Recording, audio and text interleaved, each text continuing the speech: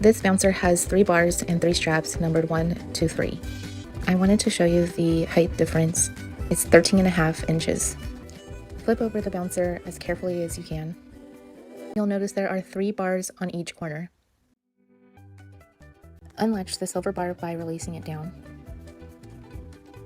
Take the strap and move it up to the next stage, which is number 2. Then snap the bar back into place. Make sure it is tightly secured. Right here is the difference.